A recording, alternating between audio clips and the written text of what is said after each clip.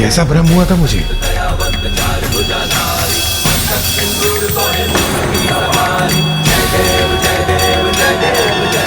मित्र बहुत बड़े छली हैं तुम्हारे नारायण, सदा से यही करते आए।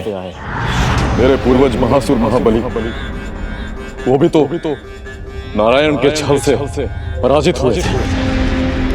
त्रिलोक पर विजय पाई थी उन्होंने, किंतु श्री हरि वामन रूप में आए, छल किया और उन्हें पाताल लोक में धकेल दिया। कोई भी आ जाए, नरकासुर देवताओं को मुक्त नहीं करेगा। तंत्र मंत्र की शक्ति से युक्त मेरे ये शस्त्र दिव्य ऊर्जा से भरे हैं। इन्हें ना ही कोई शत्रु नष्ट कर सकता है, न ही रोक सकता है।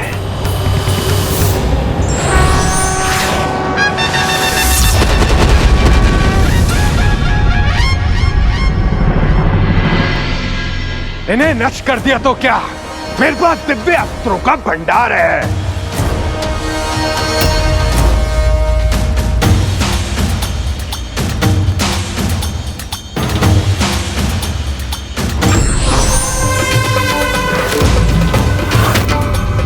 आपको भी मैं अपने इस दिव्य पास से बांधूंगा। प्रभु, स्वयं को बंधन में मत बांधने दीजिएगा इसे, वरना अनर्थ हो जाएगा।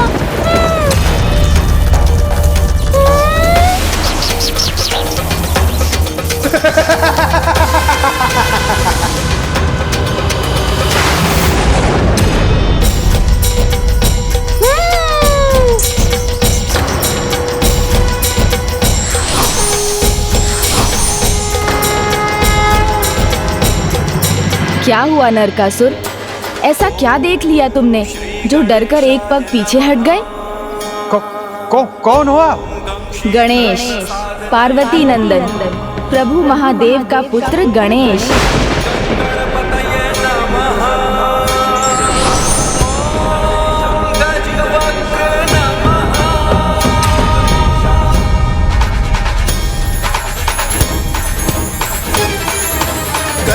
वंदन कर देगा जीवक्र को, शक्ति संग संयम दिखाए तुम सबको।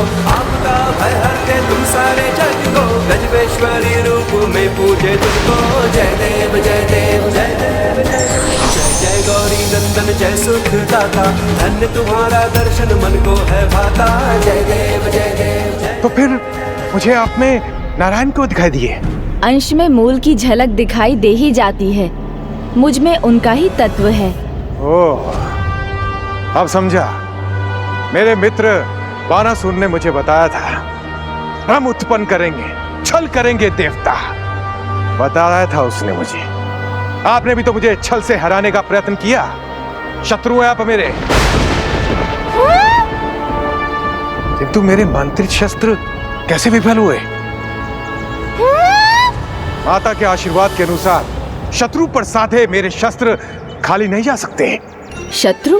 ये तुमसे किसने कहा कि मैं तुम्हारा शत्रु हूँ? जो अस्त्र शस्त्र से सज्जित मुझसे युद्ध कर मुझे नष्ट करने पर तुला हो, वो शत्रु ही तो है। नहीं, मैं तो युद्ध करने नहीं आया। अपने अस्त्र शस्त्र तो तुमने उठाए, मुझ पर वार तो तुमने किया, मैंने तो बस तुम्हारा उत्तर दिया है। शत्रुता के भाव से नहीं आए हैं तो आप फिर क्यों आए यहाँ? नरकासुर, तुम माता भूदेवी के पुत्र हो, माता कामाख्या के भक्त हो, इसलिए मैं तो तुम्हारी शक्ति की प्रशंसा करने, तुम्हें तुम्हारी विजय की बधाई देने आया था। विजय की बधाई? देवता मेरे बंदी और आप प्रथम पूज्य, आप अपने मुख से मेरी प्रशंसा क्यों करेंगे? क्योंकि छल से नहीं, तुमने देवताओं पर शक्ति से विजय पाई है। ऐसी योग्यता का मैं बड़ा प्रशंसक हूँ। तुमने तो इस विजय से अपने आप को योग्य शूरवीर प्रमाणित किया है। वो तो है। ऐसा वीर जो अब अनुचित मार्ग पर निकल चुका है। माता भूदेवी को भी मैं यही बताने आया हूँ कि उनका पुत्र कितना शक्ति संपन्न है और इतनी शक्ति से वो कितनी समृद्धि प्राप्त कर सकता है। ओह, तो आप मित्रता का भाव रखकर आए हैं? यही समझ लो। तो फिर यहाँ क्यों खड़े हैं? आइए मेरी राजसभा में अपने मित्र को सत्कार करने का अवसर तो दीजिए। ये प्रभु को हो क्या गया है? देवताओं के शत्रु से ऐसी मित्रता का प्रदर्शन, एक निर्दयी असुर की इतनी प्रशंसा।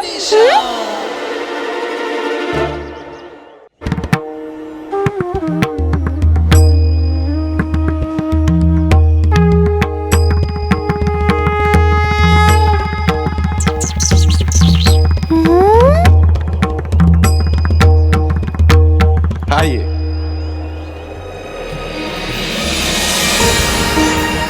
प्रणाम माता भूदेवी। संभव है बुद्धि देवता श्री गणेश मेरे पुत्र को बुद्धि देकर उसे सन्मार्ग पर ला सकेंगे। अब क्या हुआ? प्रभु रुक क्यों गए? मैं भीतर आऊं उसके पहले तुम कहो, तुम क्या मानकर मेरा स्वागत कर रहे हो, मित्र या शत्रु? स्वागत तो मित्र का ही करते हैं। मित्रवत व्यवहार का एक पक्ष ये भी है कि मित्र की बात ध्यान से सुनी जाए, उसके सुझाव को माना जाए। मित्र की बात को सुनूंगा अवश्य, किंतु करूंगा वही जो मेरा विवेक मुझे करने को कहेगा। मित्रता के भाव से स्वागत करने वाले मित्र का विश्वास करते हैं, बिना सुने उसकी बात पर संदेह नहीं करते। मैं विश्वास दिलाता हूँ आपने मित्रता का हाथ आगे बढ़ाया है, इसलिए यहाँ आपका अतिथि की तरह सत्कार होगा। किंतु यदि आप शत्रुता के भाव से मुझसे युद्ध करते तो आप इंद्र आदि देव की भांति मेरी राजसभा की शोभा बढ़ाते। मित्र भी पुकार रहा है और शत्रु की भांति भयभीत करने का प्रयास भी कर रहा है।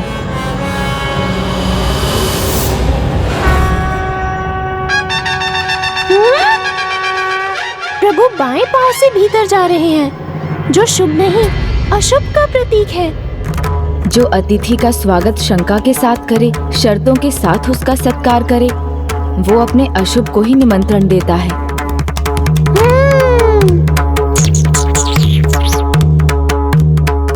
मेरे पुत्र के भवन में आपका स्वागत है प्रभु।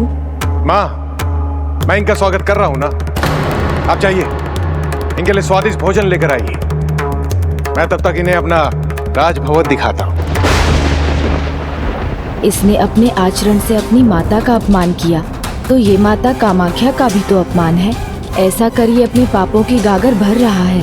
कृपा कीजिए गणेश जी, इसे वही संस्कारी नरकासुर बना दीजिए जिसे मैंने बड़ा किया है।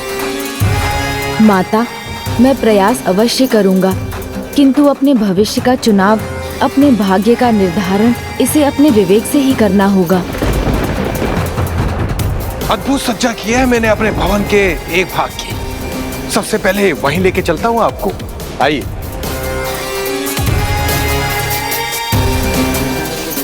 यह है मेरी राजसभा, जिसकी शोभा ये मूर्ति बने देवता बढ़ा रहे हैं।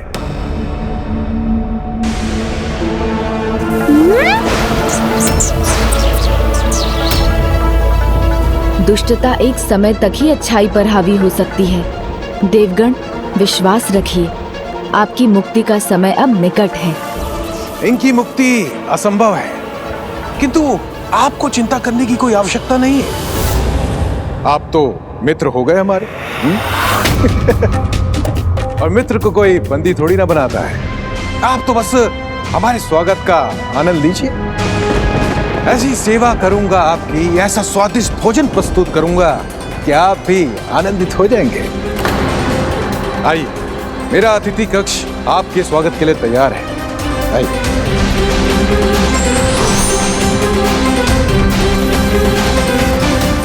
चिंता मत कीजिए देवगण, मैं आ गया हूँ।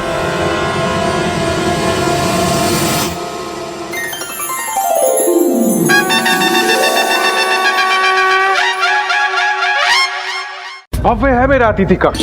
यहाँ आपके आनंद की ऐसी सामग्री है जो संसार में किसी अतिथि कक्ष में नहीं मिलेगी। आइए।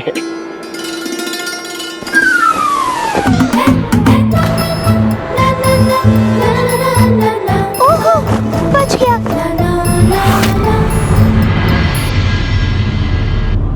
क्षमा कीजिए, पता नहीं कैसे हुआ ये।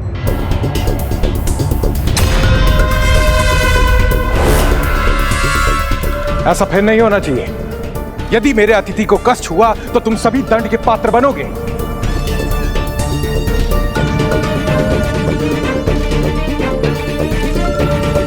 आइए पार्वती नंदन, अत्यंत सुखदायक आसन ग्रहण कीजिए। ओहो, लगता है आपके अतिथि गृह में मैं अकेला मूषक नहीं। लगता है तुम सभी अतिथि गृह की अवहेलना करते रहे हो। जाओ, आसन नया लेके आओ।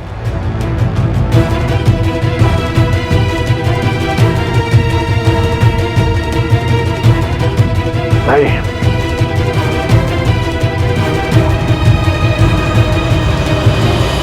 इन पर भी धब्बे लगे हैं।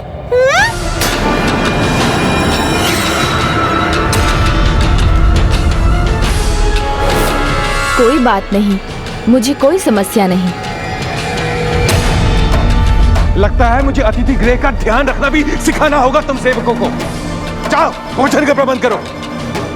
इसमें उनका कोई दोष नहीं। लगता है बहुत समय से यहाँ कोई अतिथि नहीं आया। किंतु मेरे लिए यह बहुत बड़ा सौभाग्य है। प्रथम पूज्य आज मेरे राजभवन में अतिथि हैं। सौभाग्य तो तब होगा जब उनकी सुनोगे, नहीं तो फिर तुम्हारे दुर्भाग्य की यात्रा का आरंभ है ये। अब कोई भूल नहीं होगी गणेश जी। माता भूदेवी स्वयं भोजन तैयार कर रही हैं और उनके हाथों का स्वाद तो अद्भुत है।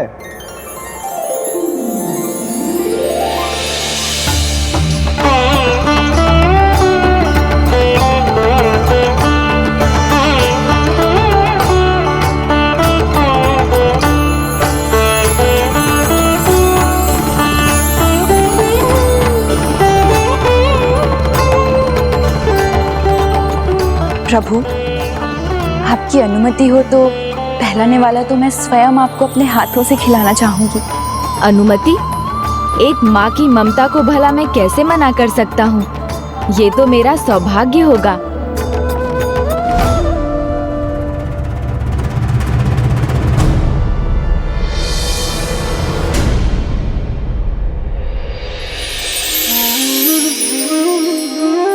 प्रभु, आपने इस माँ की ममता को तृप्त कर दिया। आपके हाथों से ये निवाला पाकर मैं भी तृप्त हुआ माता। मैं भी अपने अतिथि, अपने मित्र गणेश जी को लड्डू खिलाऊंगा और उनकी सेवा करने का सौभाग्य प्राप्त करूंगा। तुम जैसे असुर का सत्कार कैसे स्वीकार करूं, जो अपने भवन में देवताओं को बंदी बनाकर उनके साथ ऐसा दुर्व्यवहार कर रहा है। ऐसे दुष्ट से भोजन पाकर मैं उसे पुण्य का भागी नहीं बना सकता।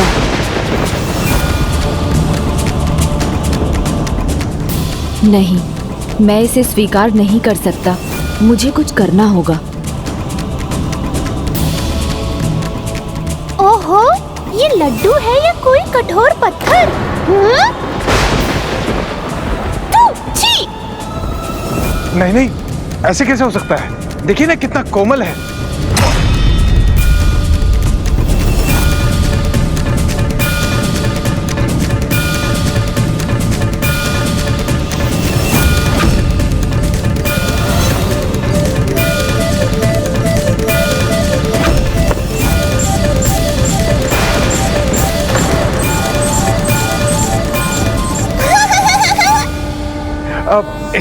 इसको छोड़िए, दूसरा लीजिए।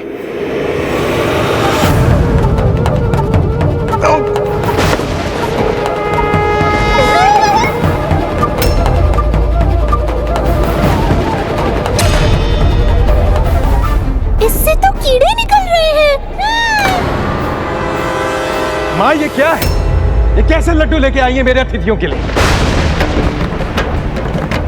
आप सभी को यहाँ ऐसे बंदी देखकर मुझे अच्छा तो नहीं लग रहा है, किंतु अब अधिक समय ऐसे नहीं रहेंगे। आप शीघ्र मुक्त होंगे। दुष्ट दुष्टता कर अपने दुर्भाग्य को ही आमंत्रित करता है। नरकासुर की दुष्टता का अंत भी अवश्य होगा। कोई बात नहीं। कोई बात कैसे नहीं? आपने अभी एक निवाला तो खाया है, उनसे आपका पेट कैसे भरेगा? तीनों लोकों पर विजय पाकर आपको त्रिलोक का अधिपति की मां बनाया मैंने, और आप एक छोटा सा कार्य नहीं कर पा रही। मेरे अतिथि को मेरे भवन में स्वादिष्ट भोजन ना मिले, मेरा इतना अपमान। स्वादिष्ट मिष्ठान तक प्रस्तुत नहीं कर सकी तो क्या लाभ है आपके होने का?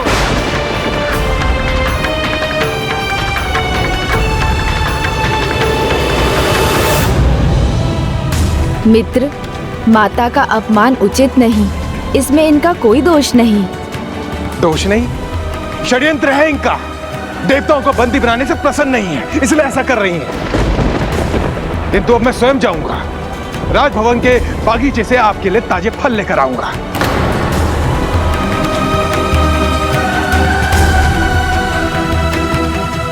माता, पथ से भटकने वाले को वापस पथ पर लाना धर्म है। इसलिए अब जो होने वाला है, आशा है उससे सीख लेकर नरकासुर अपनी त्रुटि समझेगा और उसे सुधार लेगा। उसे उसके दुष्कर्मों का फल अवश्य मिलेगा। इसीलिए सब उसी प्रकार हो रहा है जैसा माता कामाख्या ने कहा था। ओम कामाख्याय नमः। ओम कामाख्याय नमः। ओम कामाख्याय नमः। ओम कामाख्याय नमः। कहा जाता है अतिथि देवो भव परम धर्म है, किंतु जिसने देवताओं को ही बंदी बना लिया हो, उसे अतिथि की नहीं, अतिथि सत्कार के धर्म की नहीं, केवल अपनी प्रतिष्ठा की चिंता है। ऐसा कैसे हो गया मेरा पुत्र? आसुरी आचरण कैसे करने लगा? क्या मेरे ही लालन पालन में कोई दोष था? नहीं माता, दोष है तो नरकासुर में है, जो अहंकार और क्रोध के विकारों से प्रभावित होकर अपने विवेक को खो चुका है। यही विकार उसे आसुरी व्यवहार की ओर ले जा रहे हैं। आप ही कोई उपाय सुझाइए। एक ही उपाय है, इसे सीख देनी होगी। यदि तब वो सुधर गया तो सुपथ पर आ जाएगा, किंतु यदि ना सुधरा तो फिर वो असुर होने का चुनाव कर चुका होगा, और जो जैसा चुनाव करता है वो वैसा ही परिणाम भी भुगतता है। यदि उसने असुर होना चुना तो आज तक जो भी पुण्य अर्जित किए हैं उन्हें खो देगा और अपने पतन को आमंत्रित करेगा। अब उसके सीख पाने का उचित समय है। माता, वो समय आ गया है। संतान अपने माता पिता का सम्मान करे ना करे, माता पिता तो सदा ही उनका भला चाहते हैं। मेरी विनती है, आप उसे सीख देने से पहले एक बार समझा कर देखें। संभव है कि वो समझ जाए।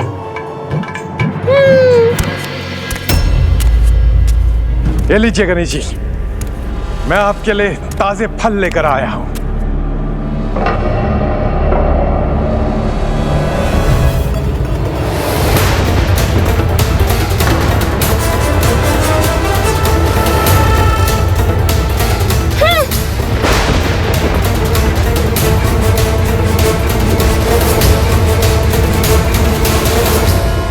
मैंने ये फल तो स्वयं चुने थे, ये खराब कैसे हो गए? संभव है ये तुम्हारे लिए एक संकेत हो नरकासुर। कुछ अनुचित कर रहे हो तुम। मैंने कुछ भी अनुचित नहीं किया। मित्र का धर्म है अपने मित्र को सत्य बताना, इसलिए कह रहा हूँ। अपनी भूल को समझकर उसे नहीं सुधारोगे तो कहीं मुझे प्रस्तुत किए भोजन के समान किसी की बातों में आकर अपने जीवन को भी सर्वनाश की ओर न ले जाओ। मैंने कहा ना, मैंने कुछ अनुचित नहीं किया। भूमिपुत्र हूँ मैं। तीनों लोकों पर एक छत्र राज्य है मेरा, जो कि अपने बल से, अपनी शक्ति से अर्जित किया है। किसी की बातों में आने वाला नहीं हूं मैं, आपकी भी। आप यहाँ मित्र बनकर आए थे, इसलिए आपका स्वागत किया, सत्कार करने का हर संभव प्रयत्न किया। कहीं अब ऐसा ना हो मुझे विवश होकर अपनी बातों से नहीं, अपने शस्त्रों से बात करनी हो। लगता है तुम्हें अपनी शक्तियों पर बहुत गर्व है। बहुत गर्व है। माता कामाख्या का तप किया है मैंने, उन्हीं के तप से ये शक्तियां अर्जित की हैं। ओम कामाख्याय नमः। ओम कामाख्याय नमः। ओह, लगता है कोई और भी है जो उन शक्तियों को प्राप्त करने जा रहा है। पर तुम तो पहले से ही अपार शक्ति संपन्न हो, किंतु तुम्हें चिंता की क्या आवश्यकता। फिर भी जाने के पहले एक सुझाव देना चाहता हूँ। अभी भी समय है। अपनी भूल मानकर सुधार करोगे तो जीवन और समृद्ध होगा तुम्हारा। आप बिन बुलाए आए, अच्छा लगा। प्रणाम।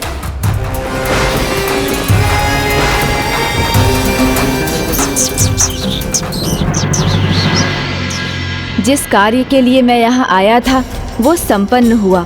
अब मैं प्रस्थान करता हूँ, पर आप लोग चिंता मत कीजिए, शीघ्र आप सभी का कुशल होगा। हमें पूर्ण विश्वास है जब स्वयं विघ्नहर्ता यहाँ आए तो सभी विघ्न अवश्य दूर होंगे।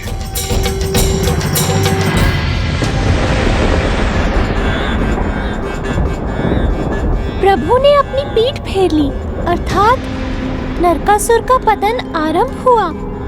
क्योंकि प्रभु गणेश के मुख के आगे समृद्धि है, तो उनकी पीठ पीछे विनाश और दरिद्रता। ये नरकासुर भले ही भुला बैठा हो, किंतु जगत ये भली भांति जानता है।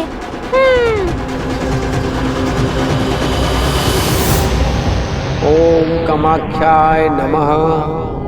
ओम कामाख्याय। दुर्भाग्य की काली छाया को स्वयं आमंत्रित कर दिया तुमने पुत्र। कौन है वहाँ जो मेरे राज्य, मेरे नगर में आकर कामाख्या माता की सिद्धियां प्राप्त करना चाहता है? कौन है जो मेरे समान शक्तियां प्राप्त करना चाहता है? उसे मैं कदापि सफल नहीं होने दूंगा। ऐसा अनर्थ मत करो पुत्र। गणेश जी ने तुम्हें जो ज्ञान दिया उस पर ध्यान नहीं किया तुमने। बस इतना ही सुना कि कोई अन्य भी देवी की तपस्या कर रहा है। ज्ञान है मुझे, और मैं जानता हूं मुझे अब क्या करना है।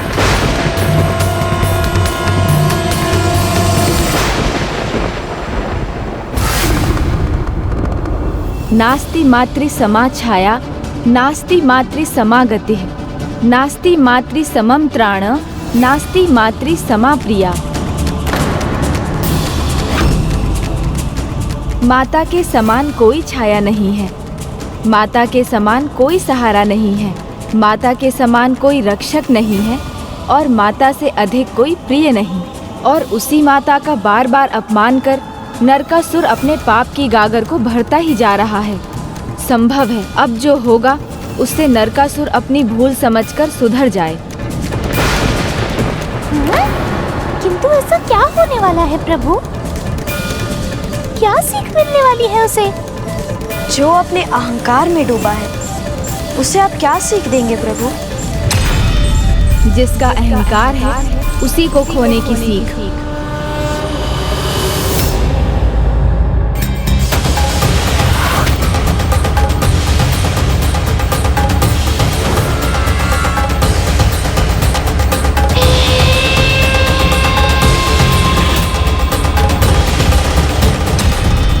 देख क्या रहे हो? इनकी तपस्या बंद करो, दूर करो यहाँ से, जाओ।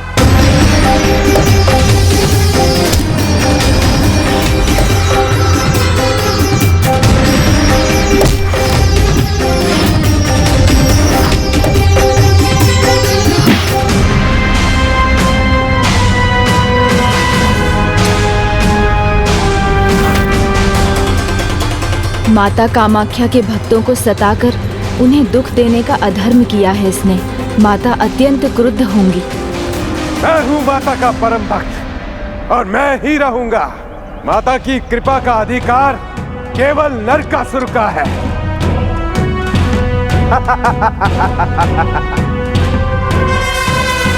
ओम कामाख्याय नमः। ओम कामाख्याय नमः। ओम कामाख्याय नमः। ओम कामाख्याय नमः। ओम कामाख्याय नमः। कौन है वहाँ उस पर्वत की शिखर पर? कामाख्याय नमः। ओम कामाख्याय नमः। नहीं, ओम सैनिकों को कामाख्याय नमः। मैं स्वयं जाके रोकूंगा उसे, जो मेरे होते मेरी देवी कामाख्या से आशीर्वाद प्राप्त करना चाहता है। ओम कामाख्याय नमः। ओम कामाख्याय नमः।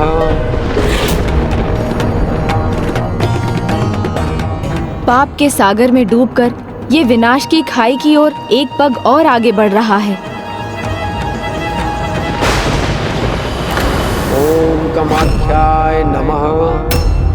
ओम कामाख्याय नमः।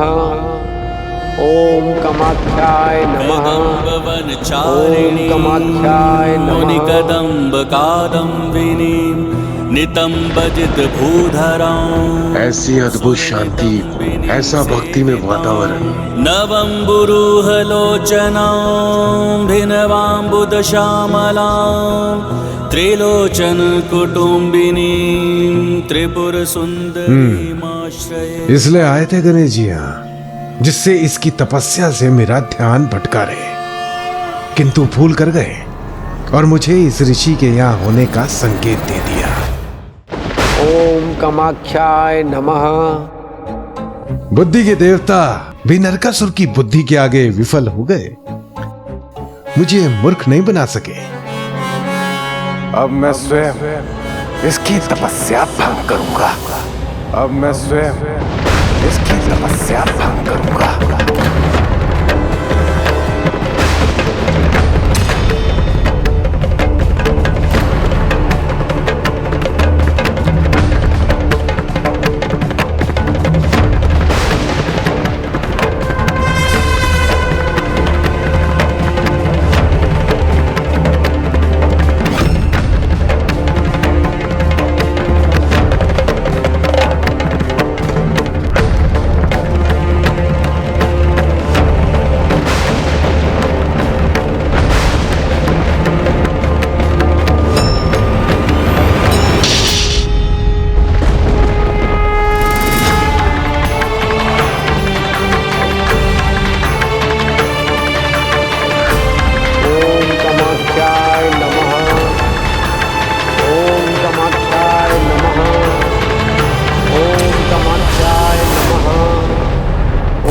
कामाख्याय नमः। आपकी शक्ति देखता हूँ कितनी देर सुरक्षित रखती है। मंदिर में आने वाली प्राण वायु के संचार को ही रोक दूंगा। जब श्वास नहीं तो तपस्या नहीं।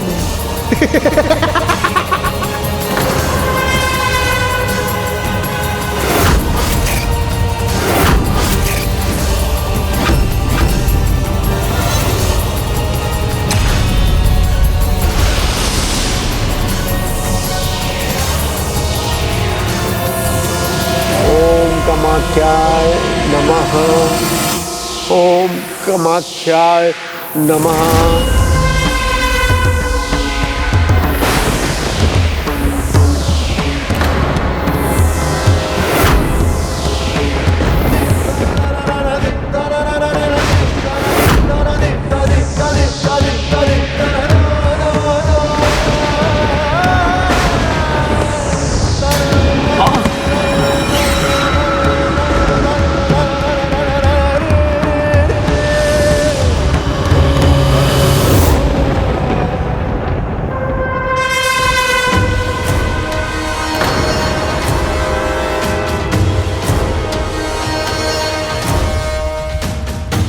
दुष्ट, जानते हो किसकी तपस्या में बाधा डालने का दुस्साहस किया है तुमने?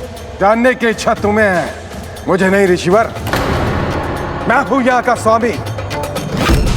मेरी इच्छा के बिना यहाँ कोई श्वास तक नहीं ले सकता। ये राज्य, ये नगर, ये मंदिर मेरे अधीन है। मूर्ख, जिसके अधीन जगत है, तुम उस माता कामाख्या के मंदिर को अपने अधीन बता रहे हो। मैं चाहूं तो अभी अपने शाप से तुम्हें भस्म कर दूं, किंतु मैं तुम जैसे मूर्ख पर अपना तपोबल व्यर्थ नहीं करूंगा।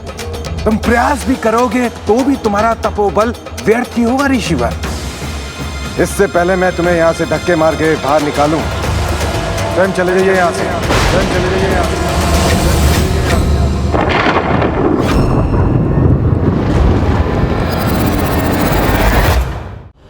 लगता है बहुत हठी हो तुम, और तुम्हारा हट मैं तोड़ूंगा।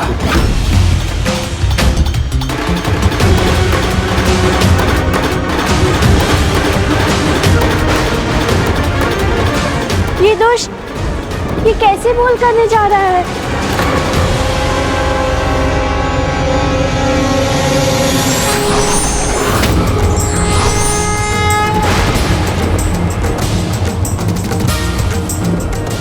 तुम क्या मुझे बाहर करोगे?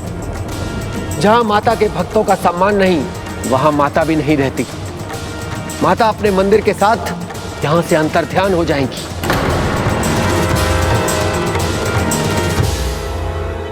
मेरी देवी है माता कामाख्या, मैं हूं उनका परम भक्त। सदियों से उनकी पूजा करता आया हूं, उनकी विशेष कृपा है मुझ पर। वो मुझे छोड़ के कहीं नहीं जाएंगी। नरकासुर, किस बात पर इतना अहंकार कर रहे हो?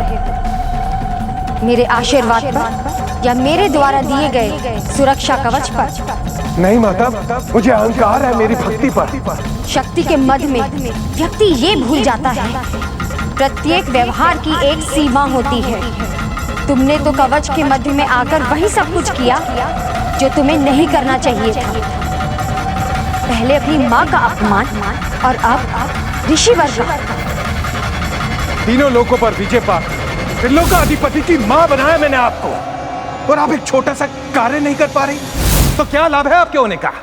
माता है वो, अपनी ममता से विवश होकर बिना मांगे तुम्हें क्षमा दान देती हुई आई, किंतु आज तुमने मेरे अन्य भक्तों के साथ, महर्षि वशिष्ठ के साथ ऐसा दुर्व्यवहार किया, उसके लिए मैं तुम्हें कभी क्षमा नहीं करूंगी। इसलिए ऐसे स्थान पर रहने का मेरे पास कोई कारण नहीं। तू माता, देवी कहाँ गई आप?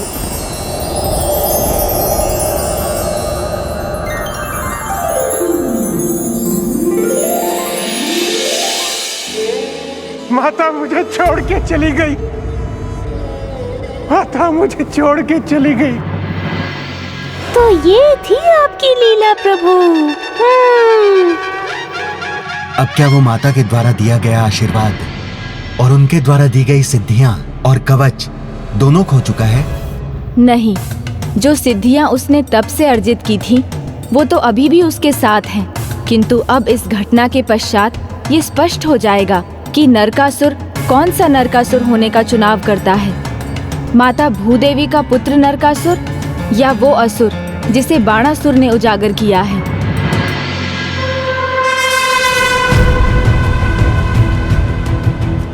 माता, आप मुझे छोड़ के नहीं जा सकती। नहीं जा सकती माता, आप मुझे छोड़ के नहीं जा सकती। मेरी पूजा में कोई दोष नहीं, मेरी भक्ति में कोई त्रुटि नहीं। मुझे आपके प्रति पूर्ण निष्ठा है, पूर्ण श्रद्धा है। इसलिए मैं आपको फिर प्राप्त करूंगा माता कामाख्या। इसलिए मैं आपको फिर प्राप्त करूंगा माता कामाख्या। मुझे लगा था माता के जाने से उसका अहंकार मिटेगा, उसकी आंखें खुलेंगी और वो अपनी भूल को स्वीकार करेगा, उसे सुधारेगा, किंतु अब लगता है जैसे उसके भीतर का असुर उस पर हावी हो गया है। अहंकार का ऐसा प्रभाव है उस पर कि माता कामाख्या पर बस अपना अधिकार समझ रहा है वो। माता, माता, कोई बता सकता है देवी कामाख्या कहाँ है? माता, माता, कहाँ चली गई माता? माता, कहाँ गई माता? माता,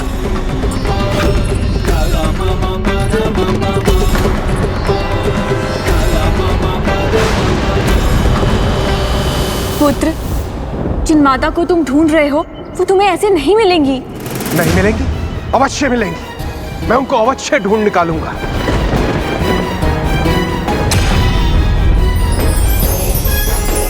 वो देखिए दिव्य प्रकाश, मैं जानता हूं माता वन में वहीं कहीं है।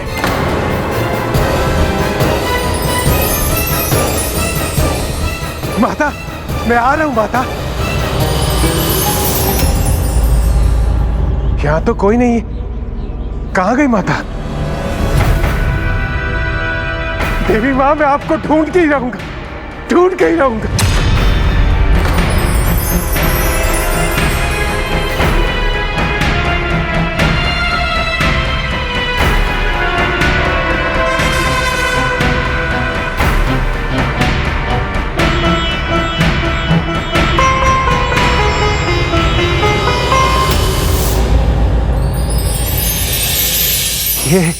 ये पद चिन्ह तो देवी के ही है।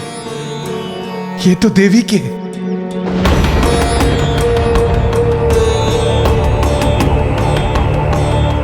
यदि मेरी वर्षों की तपस्या, मेरी भक्ति आप थोड़ा भी उससे प्रसन्न हुई तो आप नरकासुर को अवश्य मिलेंगी।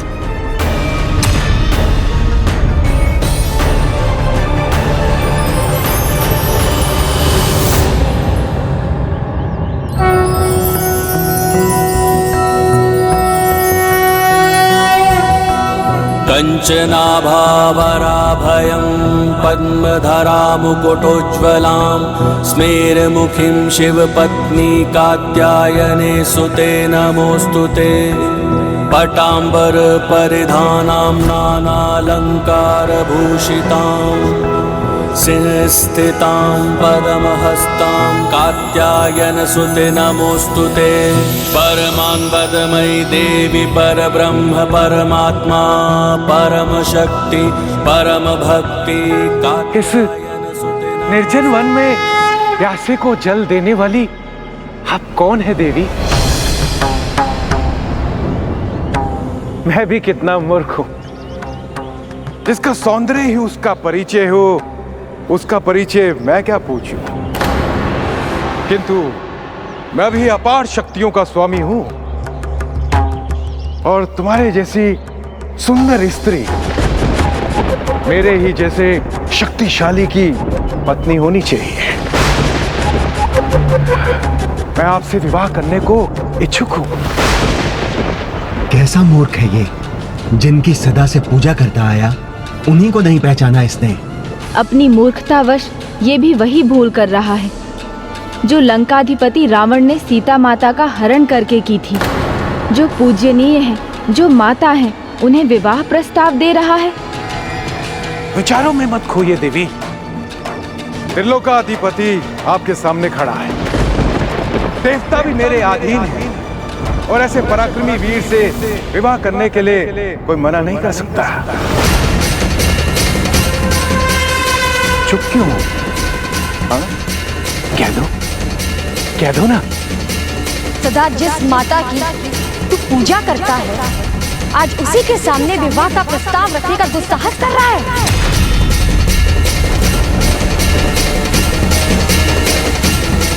मैंने तुझे दर्शन इसलिए दिए क्योंकि मैं ये जानना चाहती थी कि तू भक्ति भाव से मेरे दर्शन करना चाहता है या अहंकार से। किंतु असुरी प्रवृत्ति और विकारों ने तुम्हें इतना गिरा दिया है कि भक्ति भाव तो दूर, तुम्हारी आंखों में असुरी भाव ने जन्म ले लिया है। आसुरी नहीं, ये प्रेम का भाव है देवी। देवी, आपकी अद्भुत सुंदरता का आभास तक नहीं था मुझे। दृष्टि और बुद्धि के साथ साथ अब तुम्हारी जीवा भी नियंत्रण के बाहर हो गई है नरकासुर। संभाल लो अपने आप को, जागृत करो अपने विवेक को। नियंत्रण कैसे रखूं अपने आप पर? आज से पहले मेरी आंखें खुली ही कहां थी जो ऐसे दर्शन कर पाता। तुम्हारी मति मारी गई है नरकासुर। ऐसा अद्भुत सौंदर्य देख के किसी की भी मति मर जाए। मैं विश्वास दिलाता हूं, जैसे पहले श्रद्धा और भक्ति किया करता था, वैसे ही एक निष्ठ होके मैं प्रेम भी करूंगा। बस आप विवाह कर लीजिए मुझसे। प्रभु, अब क्या करेंगी माता? शक्ति स्वरूपिणी है वो, हमसे अधिक शक्तिशाली, महान है वो, संसार की चेतना की स्रोत है। नरकासुर जैसा असुर उनके सामने एक तिनके के समान भी नहीं। तो तुम विवाह करना चाहते हो मुझसे? ठीक है, मैं तुम्हारा विवाह प्रस्ताव स्वीकार करूंगी।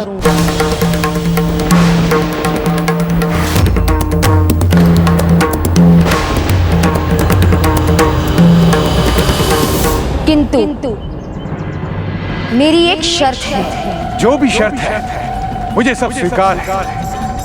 आप जो भी कहेंगी मैं वो करने को तैयार हूं।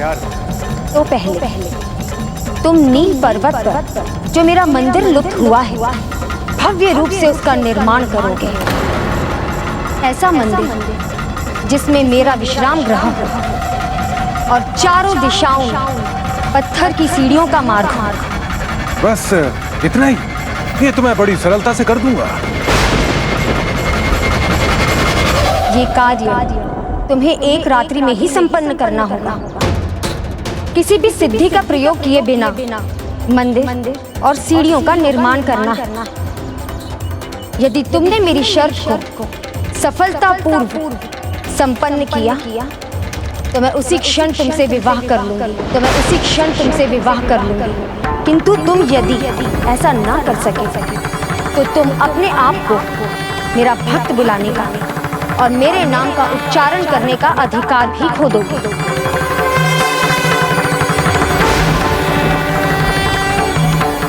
माता की ये शर्त तो मूर्ख नरकासुर कभी पूरी नहीं कर सकेगा। देवी, मुझे आपकी सभी शर्तें स्वीकार हैं।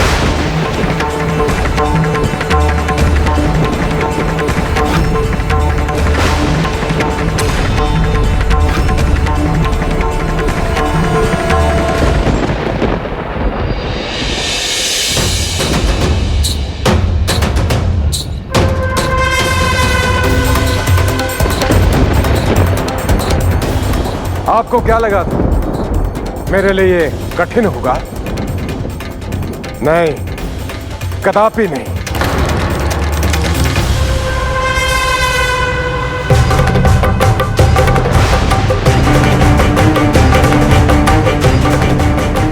प्रभु, किंतु माता ने तो सिद्धियों का प्रयोग करने से मना किया था।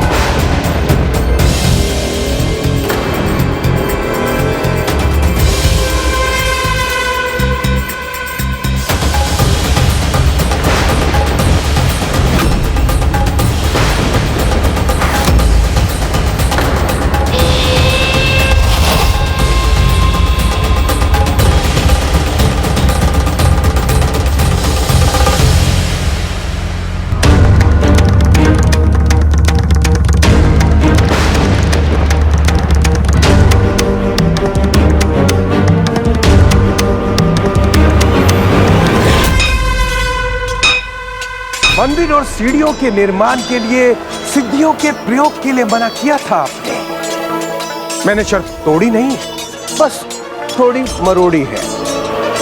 मैंने अनेकों प्रतिरूप प्रकट कर दिए। ये तो छल है। माता के शब्दों का अनुचित लाभ उठा रहा है नरकासुर। अनुचित का फल कभी भी उचित हो ही नहीं सकता।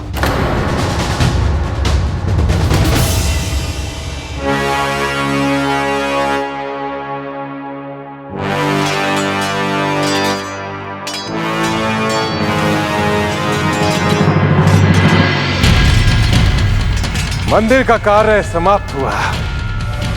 अब सीढ़ियां।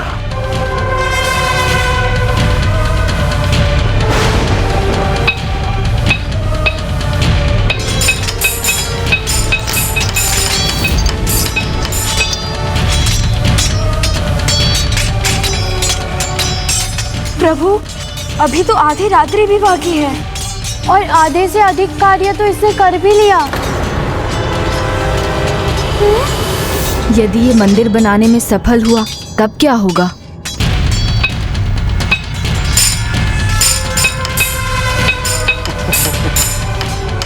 देखा देवी, उतना कार्य कर चुका हूं जिसकी आपने कभी कल्पना भी नहीं की थी। अब सुबह से पहले पहले तब कार्य पूर्ण हो जाएगा।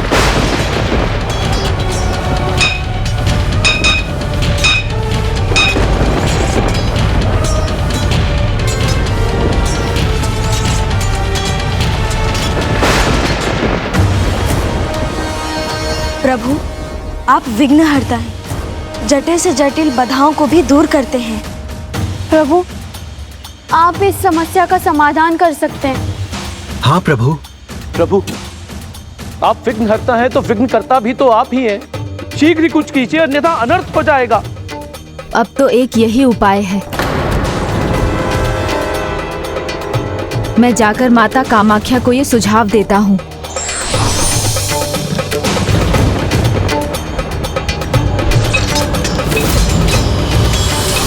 प्रणाम माता। कल्याण हो।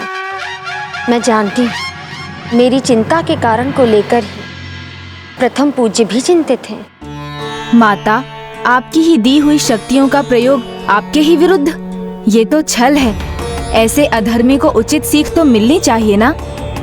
किंतु उपाय सोचने के लिए समय ही कहाँ है। उसे तो पूर्ण विश्वास है कि समय के रहते ही वो निर्माण का कार्य संपूर्ण कर लेगा और बस अब अंतिम सीढ़ी ही शेष है। समय रहते उसके इसी विश्वास को ही तो डिगाना है। कैसे गणेश, ये कैसे होगा? अहंकार जिसकी प्रेरणा हो, उसके मन में तनिक भी संदेह बहुत बड़ा हो जाता है। इसलिए बस उसका बीज बोना है और ये दुष्ट मंदिर निर्माण का कार्य रोक देगा। किंतु उसके मन में संदेह कैसे उत्पन्न करोगे गणेश? संपन्न होने वाला है कार्य मेरा देवी, देखिए।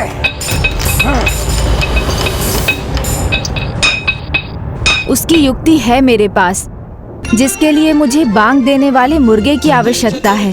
किंतु जैसे ही नरकासुर को ज्ञात होगा कि उस मुर्गे के कारण वो विफल हुआ, तो वो उसका वध कर देगा और मैं किसी निर्दोष प्राणी के साथ ऐसी निर्दयता नहीं होने देना चाहता।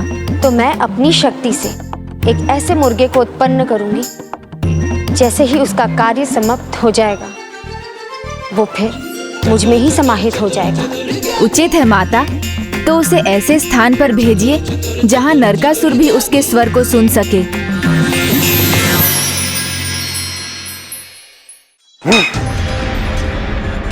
बस अब कुछ ही पल की देरी है देवी, मैं आपकी शर्त को पूरा कर दूंगा।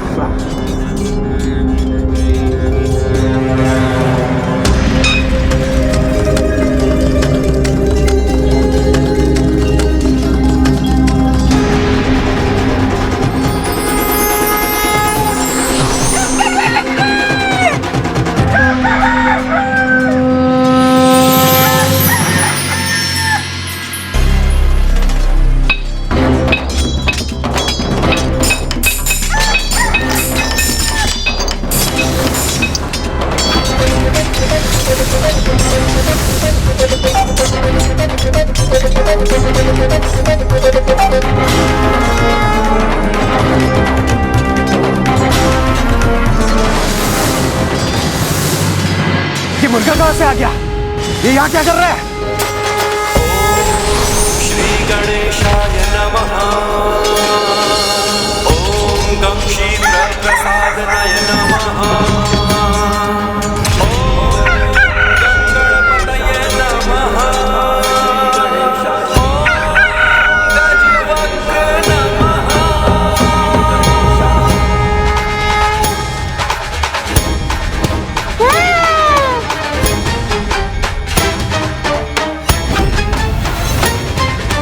कर जोड़े वंदन कर देगा जीवन को, शक्ति संग संयम बस तुम सब कुछ ही समय तो चाहिए था मुझे, पर देर कैसे हो गई? रूप में पूजे तुमको। जय देव जय देव जय देव। विघ्नहर्ता गणेश ने तो मुझे भी इस विकट स्थिति से उबार दिया। तुम्हारा दर्शन मन को है भाता। जय देव जय देव जय देव। धन्य है आप प्रभु, धन्य है आपकी तीव्र बुद्धि।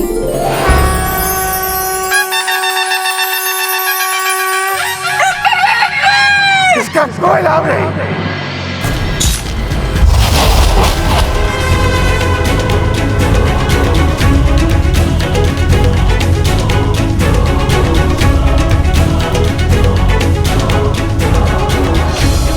मैं तो पल पल गिन रहा था, पर फिर देर कहाँ हो गई?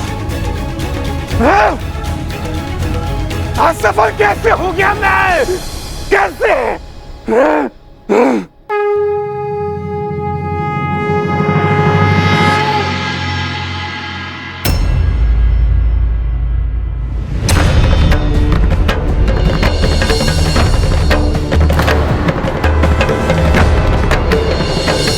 ये प्रकाश दूसरी दिशा से कैसे आ रहा है?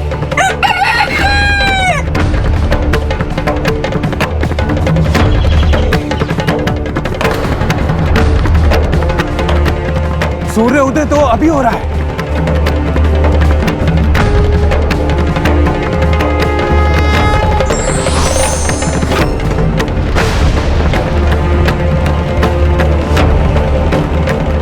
अर्थात इस मुर्गे ने समय से पहले बांग दी है।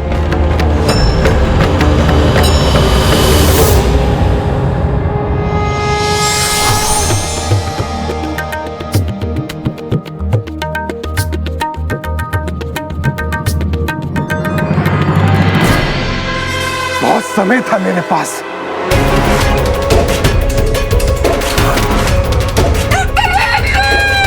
देवताओं को पशु रूप में बंदी बनाया था मैंने, और एक साधारण मुर्गे ने मुझे मूर्ख बना दिया। नहीं, ये कोई साधारण मुर्गा नहीं हो सकता। अवश्य ये किसी का छल है, किंतु अब ये नहीं बचेगा।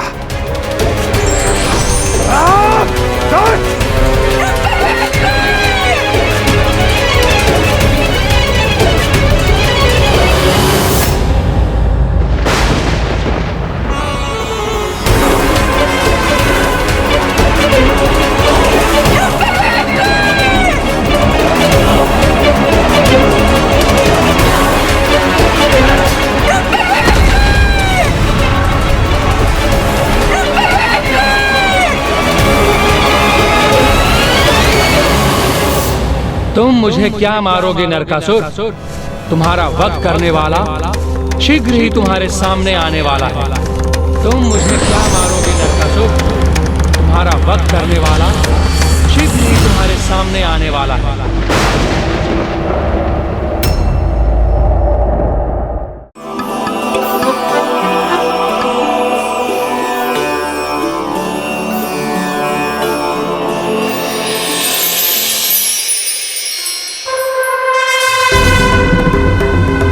तुम्हारा वध करने वाला शीघ्र ही तुम्हारे सामने आने वाला है।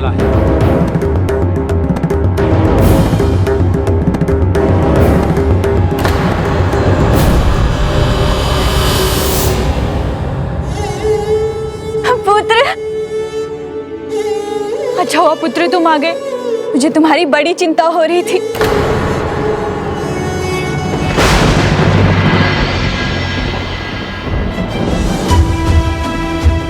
क्या सोच रहे हो पुत्र? कुछ हुआ है क्या? मुझे स्वीकार नहीं किया उसने, नकार दिया। किसने नकार दिया पुत्र? यही योजना थी उसकी, मुझे नकारना ही था। मुझे बताओगे भी तुम किसकी बात कर रहे हो? देवी कामाख्या ने मेरा सुरक्षा कवच वापस ले लिया, मेरे विवाह प्रस्ताव को ठुकरा दिया, छल किया है मेरे साथ। उन्होंने मेरी शक्तियों का अपमान किया है, और नरकासुर अपना ये तिरस्कार स्वीकार नहीं करेगा, स्वीकार नहीं करेगा, स्वीकार नहीं करेगा। आरंभ और अंत दोनों नियत है, और माता ने भी कहा था नरकासुर का वध किसी और के हाथों होने वाला है, जिनका आना अभी शेष है। कौन है वो प्रभु? ये तो मैं भी नहीं जानता, किंतु हमें लगा कि माता ने आपको पूरी योजना बता दी है। माता ने बस इतना कहा था कि जो भी घटनाक्रम होगा उससे ये ज्ञात होगा कि नरकासुर माता भूदेवी का सदाचारी पुत्र बनने का चुनाव करेगा या दुराचारी असुर होने का, और यदि उसने दुराचार का मार्ग अपनाया तो वो माता की सुरक्षा से वंचित हो जाएगा। किंतु उसका वध कौन करेगा, ये रहस्य तो बस माता कामाख्या को ही ज्ञात है। तब तो हमें माता कामाख्या का आवाहन कर उन्हीं से आग्रह करना चाहिए कि वो हमारी जिज्ञासा शांत करें। संभव है विघ्नहर्ता श्री गणेश जी को भी उसमें अपनी भूमिका निभानी हो। अवश्य ये षड्यंत्र नारायण ने ही रचा था। तुम्हारी बुद्धि भ्रष्ट हो चुकी है, इसीलिए कभी देवी कामाख्या, कभी गजानन, कभी अपने ही पिता के महास्वरूप नारायण को दोषी समझने की भूल कर रहे हो तुम। भूल नहीं, वर्षों तक भक्ति की है मैंने। वो भक्ति जब प्रेम बनी तो कितनी कठोरता से ठुकरा दिया था उसे देवी कामाख्या ने। ओम भूर्भुवः वः स्वः। ओम कामाक्षै चामुण्डायै विद्महे भगवते धीमहि धियो यो नः प्रचोदयात्। जय कामाख्या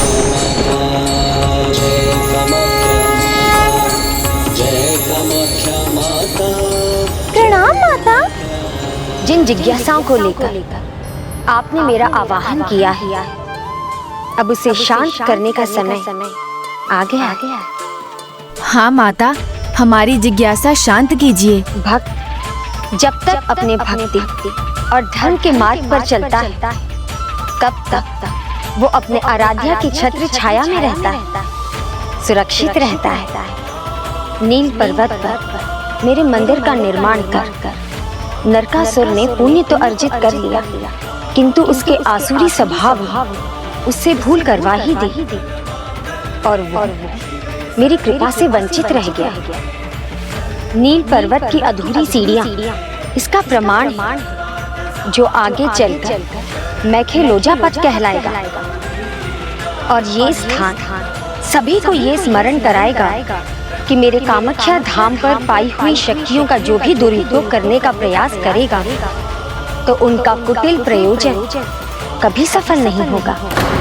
सभी को ये स्मरण कराएगा कि मेरे कामाख्या धाम पर पाई हुई शक्तियों का जो भी दुरुपयोग करने का प्रयास करेगा, तो उनका कुटिल प्रयोजन कभी सफल नहीं होगा। और वो स्थान जहाँ पर उसने मुर्गे का अंत करने का प्रयास किया था, उसे कुकुर काटा के नाम से पुकारा जाएगा, जो सभी को ये स्मरण दिलाएगा यदि वो अपने अंदर कुटिलता को जन्म लेने देता है और उसे पालता पोसता है, तो वो अपने विनाश को निमंत्रण देता है। धर्म पर स्थित दिव्य शक्तियाँ उसे उसके उचित परिणाम तक अवश्य पहुँचाती, तो वो अपने विनाश को निमंत्रण देता है। धर्म पर स्थित दिव्य शक्तियाँ उसे उसके उचित परिणाम तक अवश्य पहुँचाती। पुत्र, तुम यहाँ वहाँ क्या देख रहे हो?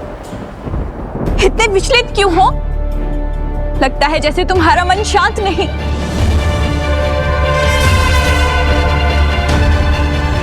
हाँ, नहीं है शांत।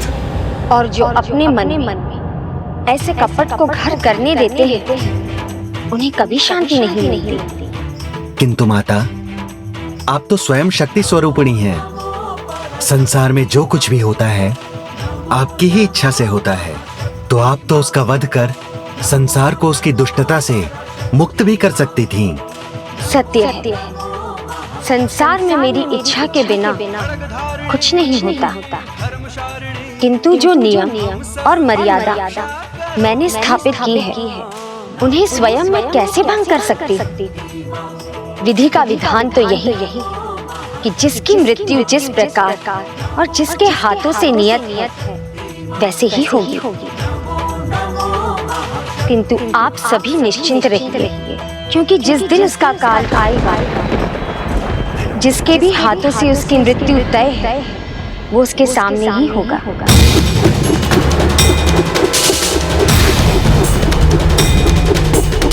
मेरा अंत ऐसे नहीं होगा। पुत्र, कुछ नहीं है यहाँ। ये किसका भय है तुम्हें? मैं तुम्हें ऐसे भयभीत नहीं देख सकती। भक्त नरकासुर ने भक्ति त्याग कर असुर होने का चुनाव किया है, तो अब उसका मन भी कभी शांत नहीं रहेगा। अपने अंत की आशंका में वो भयभीत भी रहेगा और आतंकित भी। किंतु माता, वो कौन सी दिव्य शक्ति है जिसके हाथों उसका अंत होगा? ये रहस्य तो आपने अभी भी उजागर नहीं किया।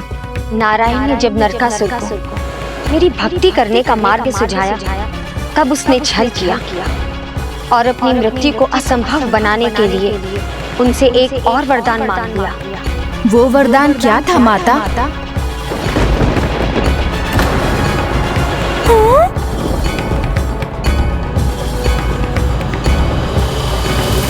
आतंकित और भयभीत होना नरकासुर का स्वभाव नहीं मां। आशीर्वाद गया, सुरक्षा कवच भी गया, किंतु दीर्घायु का आशीर्वाद अभी भी बाकी है। इसलिए मैं अमर था और अमर ही रहूंगा। इसलिए मैं अमर था और अमर ही रहूंगा। नारायण, मैं सदा आपके दिखाए हुए पथ पर चलूंगा। मैं आपका अवतार का पुत्र हूं।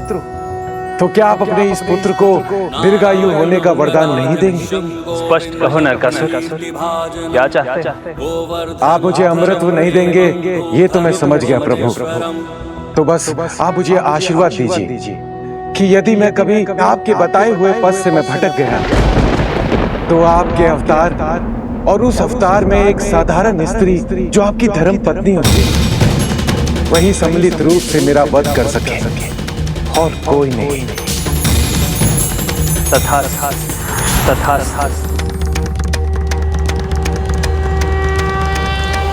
ये आशीर्वाद लेकर तो नरकासुर ने अपनी मृत्यु को भी बांध दिया। छल करना क्या केवल ये नहीं आता है? मैंने भी ऐसा आशीर्वाद लिया है जो अमृत से भी दुर्लभ है। देवी लक्ष्मी की अवतार नहीं, साधारण स्त्री उनकी पत्नी होगी। असंभव है ये।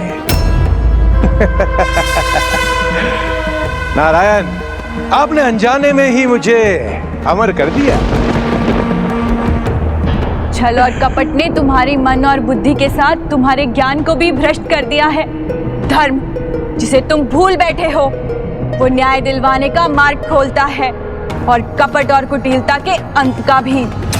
तो आप ये कहना चाह रही हैं कि यह असंभव संभव हो चुका है? हाँ, वो कोई और नहीं, 16 कलाओं से पूर्ण नारायण के 8वें अवतार श्री कृष्ण की प्रिय पत्नी देवी सत्यभामा है। देवी सत्यभामा और नारायण की सम्मिलित शक्ति से ही होगा नरकासुर का वध। अभी भी समय है पुत्र, अपनी भूल को समझो। और भूल ये कैसी रट लगा रखी है आपने? जिसको आप मेरी भूल समझ रही हैं, वही मेरी शक्ति है। आज देवता मेरे अधीन है, इसी कारण। और किसी को विवाह का प्रस्ताव देना ये तो कोई भूल नहीं। वो भूलों से परे है। ऐसा ही भ्रम लंकाधिपति रावण को भी हुआ था और वो माता सीता को विवाह प्रस्ताव देने की उदंडता कर बैठा, जिसका परिणाम तुम ही नहीं सारा संसार जानता है। पता है, सब पता है। देवी कामाख्या भगवान की या किसी उनके अवतार की पत्नी नहीं, ये भी पता है मुझे। देवी द्वारा किए गए अपमान का परिणाम अब 1000 स्त्रियां भुगतेंगी। मैं धरती की सर्वश्रेष्ठ सुंदरियों से विवाह करूंगा, वो भी उनकी आंखों के सामने। मैं धरती की सर्वश्रेष्ठ सुंदरियों से विवाह करूंगा, वो भी उनकी आंखों के सामने। अब ये असुर अपनी मृत्यु को और निकट बुला रहा है और प्रभु श्री कृष्ण और देवी सत्यभामा इसे वो मृत्यु प्रदान करेंगे। किंतु माता, इसने तो वरदान पाया है ना कि प्रभु नारायण की पत्नी देवी लक्ष्मी अवतार नहीं होनी चाहिए। देवी सत्यभामा देवी लक्ष्मी की नहीं, अपितु एक भक्त स्त्री है जिन्होंने पुनर्जन्म लेकर प्रभु श्री कृष्ण की पत्नी होने का सौभाग्य प्राप्त किया है। साधारण भक्त? तो एक साधारण स्त्री प्रभु श्री कृष्ण की पत्नी कैसे बनी?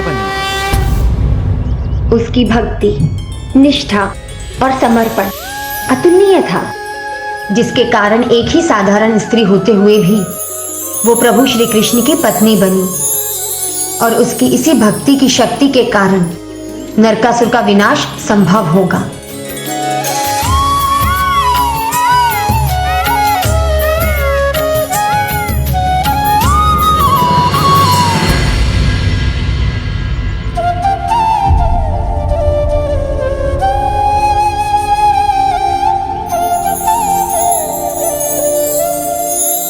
क्या हुआ प्रिय? इस कल्प वृक्ष के नीचे, हमारे भवन के आंगन में, इन अपार शांति के पलों में भी आप विचलित क्यों हैं?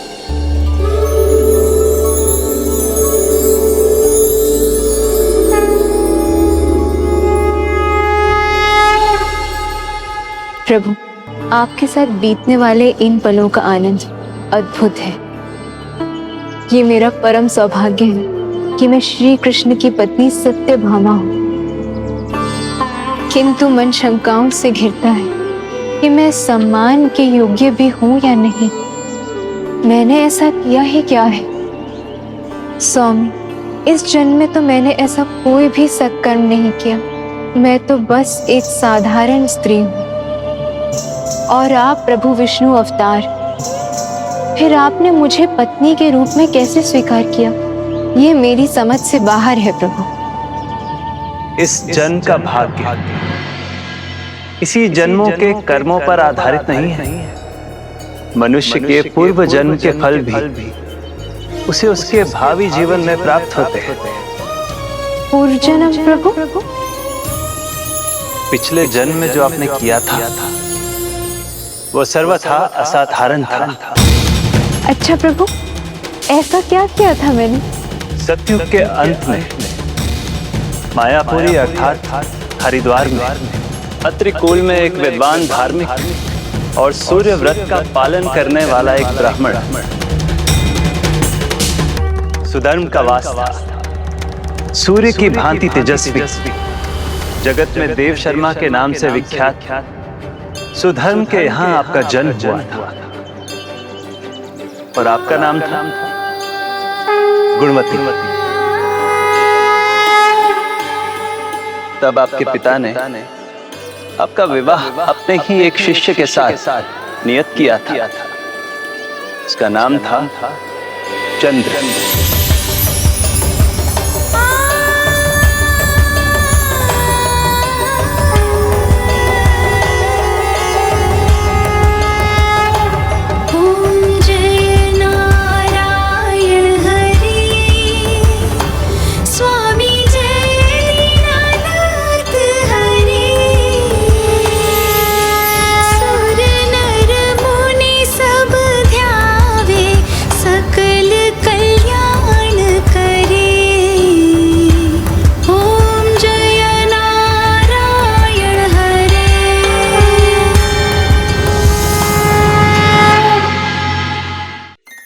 गुणवती, आज अपने प्रिय सहेली के बिना ही आरती आरंभ कर दी।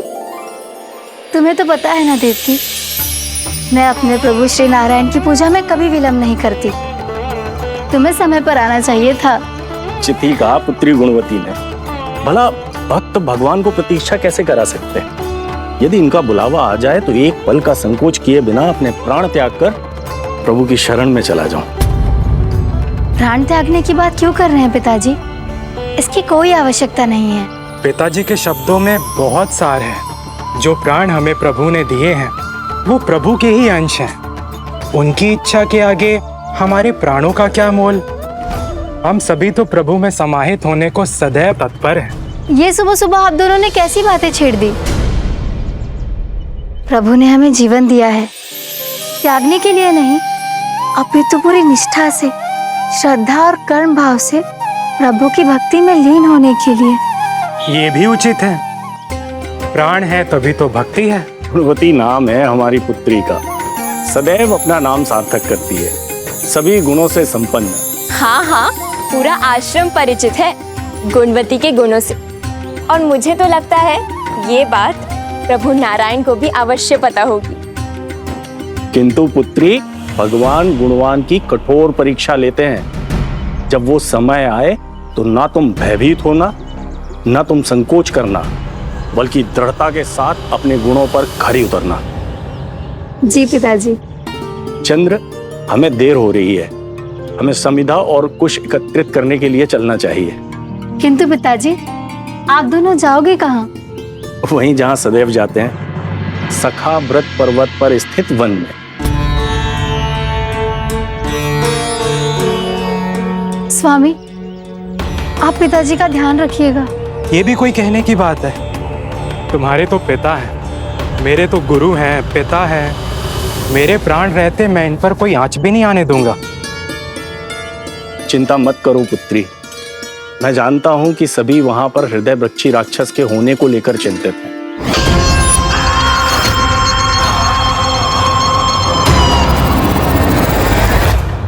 परंतु हम तो प्रभु भक्त हैं, वो जो भी करेंगे उचित ही होगा। चलिए पिताजी।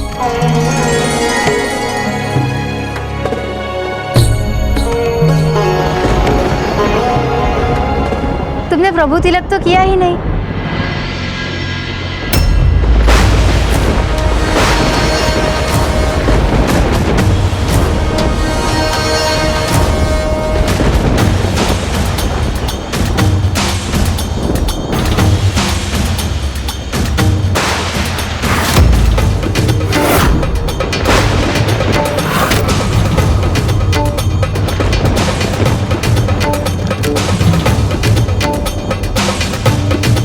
क्या हुआ सखी?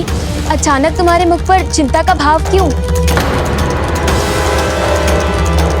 रुकिए,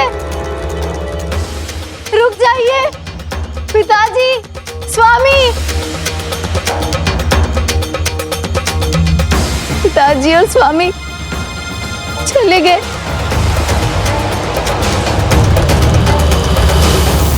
क्या हुआ सखी? इतना विचलित क्यों हो? बुझ गया, पूजा का दीपक बुझ गया। तो क्या हुआ सखी? काफी देर से जल रहा था तो उसे बुझना ही था ना। किंतु उसमें घृत भी था और दिए की बातें भी नहीं जली थी और वायु का कोई प्रवाह भी नहीं था।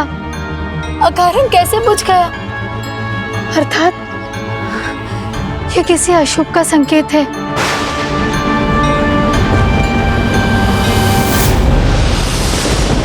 देखो कैसे काले मेघ छा रहे हैं। बीच दिन में ऐसा अंधकार क्या उचित है? तुम चिंता मत करो सखी, मेरे पिताजी भी उनके साथ गए हैं। प्रभु नारायण उनका कोई अनिष्ट नहीं होने देंगे। मैं वहां उस वृक्ष के नीचे आराम करूंगा। हाँ, हम भी चलकर वहाँ थोड़ा सा विश्राम कर लेते हैं।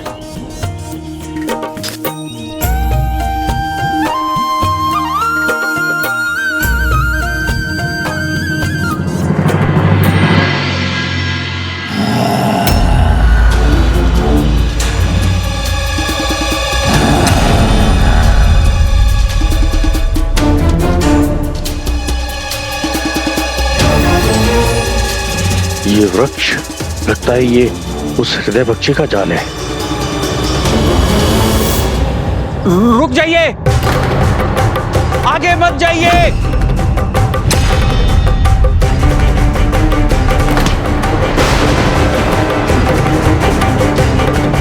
आप सभी यहां से लौट जाइए। क्या हुआ पिताजी? यहाँ हृदय पक्षी है, आप लोग भागकर अपने प्राण बचाइए।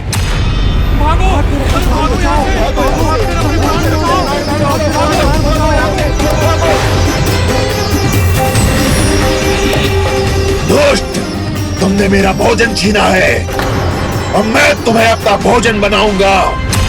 उससे पहले मुझसे तो पार पालो दुष्ट। अरे ये दोनों वहाँ क्यों रुक गए? हृदय भक्षी के क्रोध से अब इन्हें कौन बचाएगा?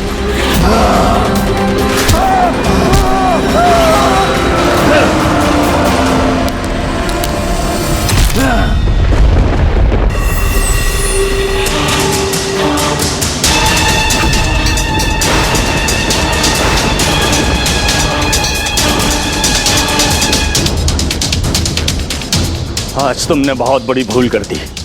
मेरे सामने मेरे जमाई ही नहीं बल्कि मेरे सबसे प्रिय शिष्य का अंत किया है और इसका दंड तुम्हें मिलेगा। कौन है यहाँ जो मुझे दंड देगा?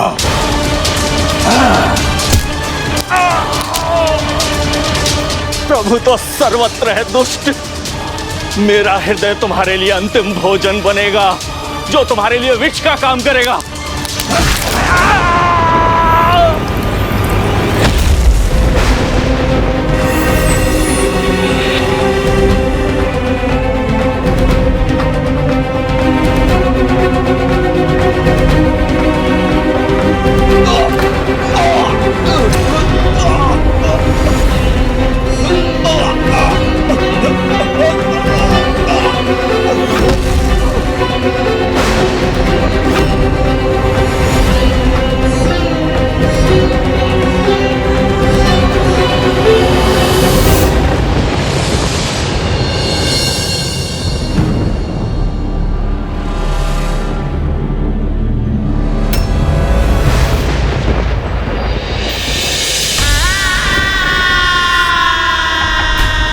पिताजी, स्वामी, पिताजी, पिताजी, पिताजी, स्वामी,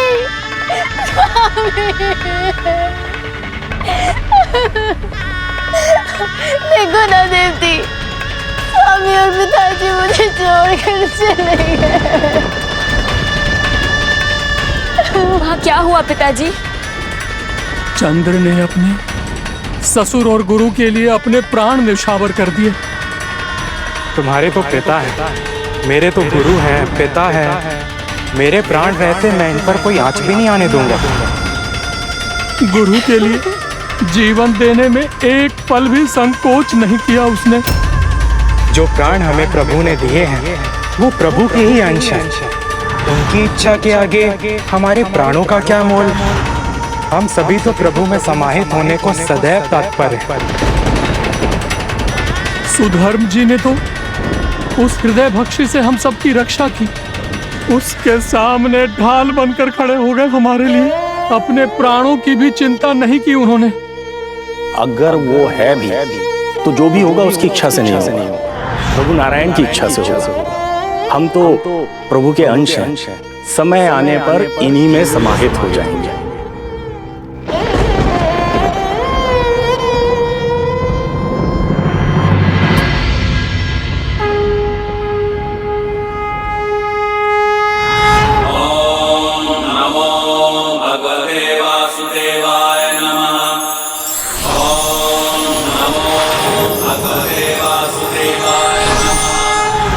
उन्होंने जो कहा था वही हुआ। दोनों अपने प्रभु में समा गए।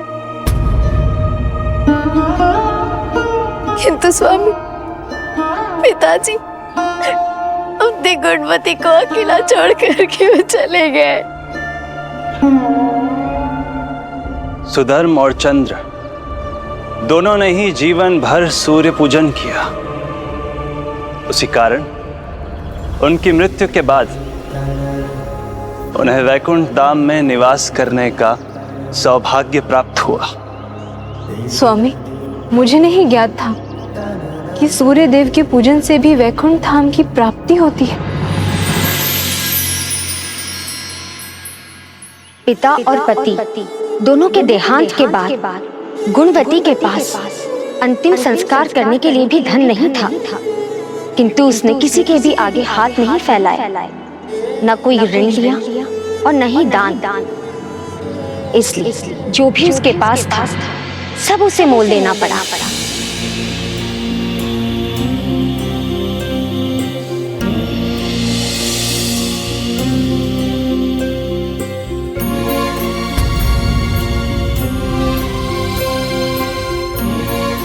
ये क्या कर रही हो सखी? अपने सभी वस्त्र किसी और को दे दोगी तो खुद क्या पहनोगी? मेरे लिए तो ये एक ही जोड़ा पर्याप्त है।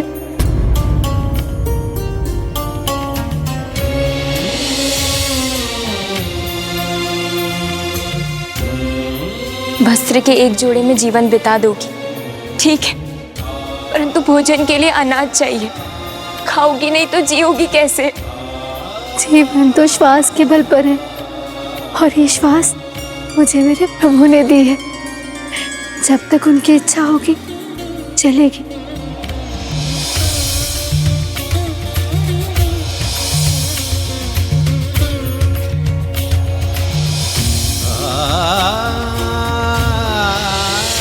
क्या इतना धन पर्याप्त होगा मेरे पिताजी और स्वामी के अंतिम संस्कार के लिए? थोड़ा धन तो और चाहिए।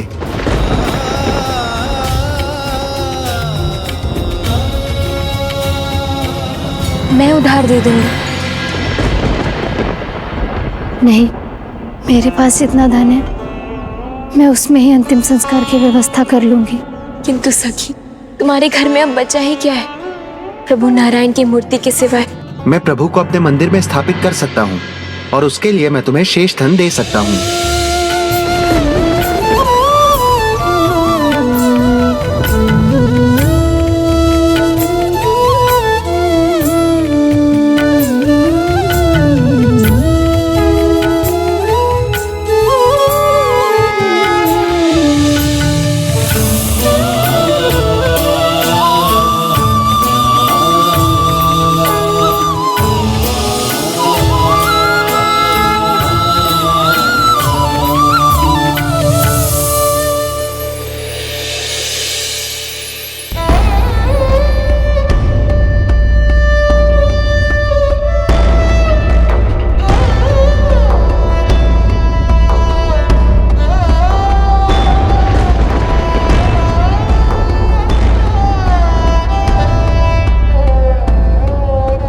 इतने दिनों से जिनकी तुमने पल पल सेवा की, पूरे मन से जिनकी आराधना की, उन प्रभु को तुमने कैसे बेच दिया सखी?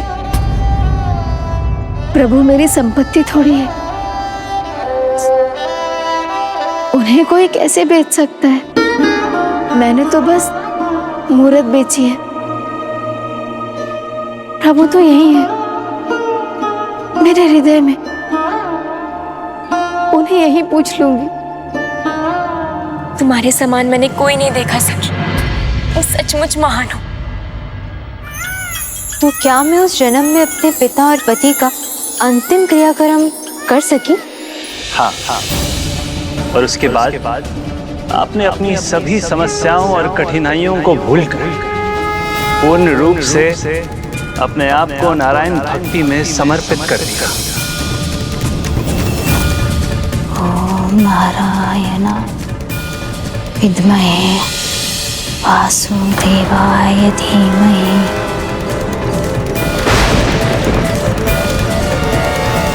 परम पद की प्राप्ति इतना सरल नहीं, उसके लिए अनेक परीक्षाओं से गुजरना पड़ता है। भूल सुधारने का अवसर सभी को मिलता है, किंतु उसे सही ठहराने वाले को अंत में पछताना पड़ता है।